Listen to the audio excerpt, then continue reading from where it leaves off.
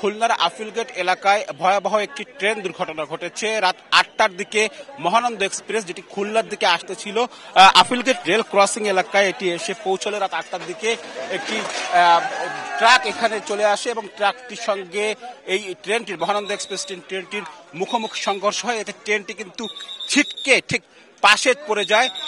এর পরে কিন্তু আমরা দেখেছি যে ফায়ার সার্ভিস সহ বিভিন্ন উদ্ধারকারী দল তারা কিন্তু এসে এখানে এই জায়গাটি আসলে উদ্ধার অভিযান শুরু করে। এবং আমরা যেটা জানতে পেরেছি যে এখানে এই দুর্ঘটনায় ফায়ার সার্ভিস আমাদের জানিয়েছে এখন পর্যন্ত 7 থেকে 8 জনকে তারা আসলে গুরুতর আহত অবস্থায় উদ্ধার করে হাসপাতালে পাঠিয়েছে। স্থানীয়রা অবশ্য জানিয়েছেন একজন এই দুর্ঘটনায় মারা গিয়েছেন, যদিও সেটি আসলে আমরা নিশ্চিত হতে পারিনি। আমরা আসলে ছবিতে দেখাচ্ছি এই লাইনটি আসলে পরিষ্কার করার চেষ্টা করা হচ্ছে। কিছুক্ষণ আগে এখান থেকে আসলে ইঞ্জিনটি আসলে বের করে নেওয়া হয়েছে, এই মুহূর্তে বগিটি বের করে নেওয়া হয়েছে এবং এখানে আমরা দেখছি যে ট্রাকটি সেই ট্রাকটি কিন্তু ঠিক লাইনের পাশে পড়ে আছে। এই দুর্ঘটনার ফলে কিন্তু খুলনার সাথে সারা দেশের রেল যোগাযোগ একেবারে বন্ধ হয়ে গিয়েছে এবং আহতদের খুলনা মেডিকেল কলেজ হাসপাতালে নিয়ে যাওয়া হয়েছে।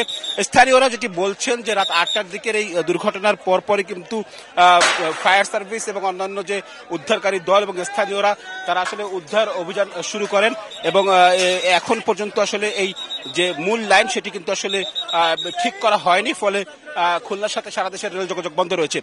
একটু বলে রাখি যে আফিলগেট এলাকাটি কিন্তু একটি বড় রেল ক্রসিং। এই বড় রেল ক্রসিং জায়গাটিতে কিন্তু রেলের যে গেট সে গেটম্যানও এখানে থাকেন এবং গেটও পার করা হয়, গেট ফেলানো হয়। এখানকার যারা স্থানীয় যারা প্রত্যক্ষদর্শী তারা আসলে বলছেন যে এটি আসলে গেটটি ফেলানো হয়েছিল এবং গেটম্যানও ছিলেন, তবে গেটের দুই প্রান্তে ম্যানুয়ালি ফেলার কথা, সেই ম্যানুয়ালি এক প্রান্ত থেকে ফেলার পর অন্য প্রান্তে ফেলার আগেই যে ট্রাক সেই ট্রাকটি কিন্তু ভিতরে ঢুকে পড়ে, ফলে কিন্তু এই ধরনের আসলে দুর্ঘটনার ঘটে। আমরা একটু স্থানীয়দের সঙ্গে একটু কথা বলার চেষ্টা করি।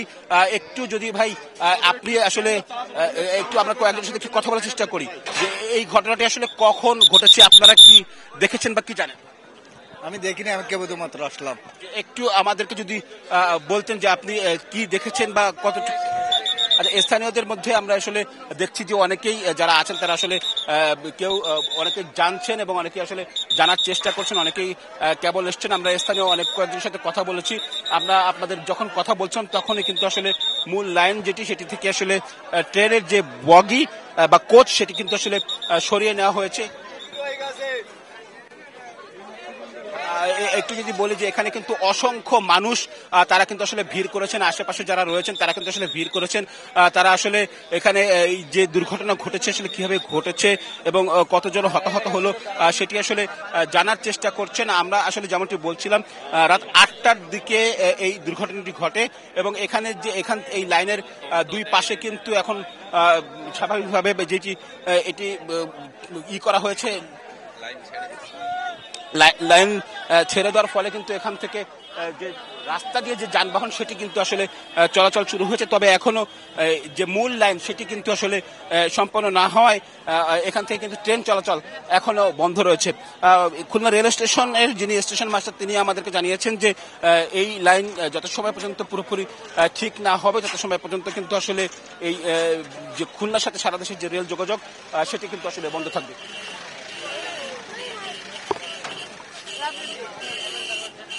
একটু আমরা একজন স্থানীয় সাথে কথা বলতে চাই, যিনি আসলে শুনতে চাই যে কি হয়েছে ঘটনাটা,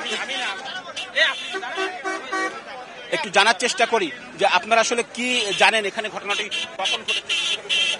এখানে আমি কেবল আসলাম, আসে দেখলাম এখানে যে ট্রেন স্টেশন হয়েছে, পার্টির পরে গাড়ি ছিল তাই শুনলাম। পার্টির পরে গাড়ি ছিল তাই শুনলাম।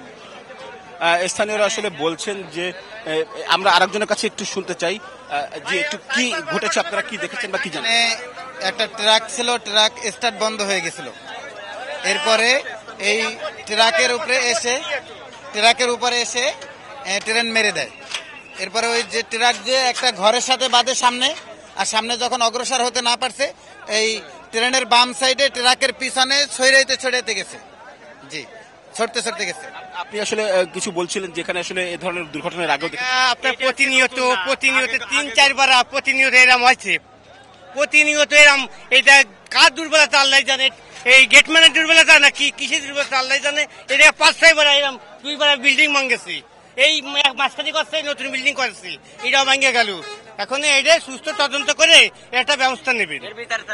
দর্শক, আমরা আসলে যেমনটি বলছিলাম যে এই যে দুর্ঘটনার কথা এখানকার স্থানীয় মানুষরা বলছেন যে আফিল গেট এলাকা, এটি কিন্তু এর আগেও বেশ কয়েকটি দুর্ঘটনা ঘটেছে। এটি একটি বড় এলাকা, কিন্তু এখানে আসলে আমরা দেখেছি যে গেটম্যান যিনি থাকেন তিনি আসলে তাকে ম্যানুয়ালি এটি রেলের যে গেট সেটি আসলে নামাতে হয়, ফলে দুই প্রান্তে নামাতে যথেষ্ট সময় লেগে যায় এবং এটি আধুনিকায়ন করার জন্য এর আগে বহুবার আসলে বিভিন্ন স্থান থেকে দাবি জানানো হয়েছে। তবে রেল কর্তৃপক্ষ যে ম্যানুয়ালি যে একটি গেট ফেলানোর পরে আরেকটি গেট ফেলাতে হয় সেভাবে আসলে ফেলেন, এতে আসলে সময় নষ্ট হয় বা এই কারণে হয়। এবং স্থানীয়রা বলছেন যে ট্রাকটি আসলে দুর্ঘটনার শিকার হয়েছে সেটি আসলে এই জায়গাটিতে আসার পরে কিন্তু তার যে ট্রেনের যে ট্রাকের যে স্টার্ট সেটি আসলে বন্ধ হয়ে যায় এবং এখানকার উদ্ধারকর্মী যারা রয়েছেন, ফায়ার সার্ভিস অন্যান্য উদ্ধারকর্মী, তারা কিন্তু এখনো এই লাইনটি পরিষ্কার করার জন্য সর্বোচ্চ চেষ্টা চালিয়ে যাচ্ছেন। তো আমার কাছে এই ছিল খুলনা থেকে যে রেল দুর্ঘটনা তার সবশেষ খবর।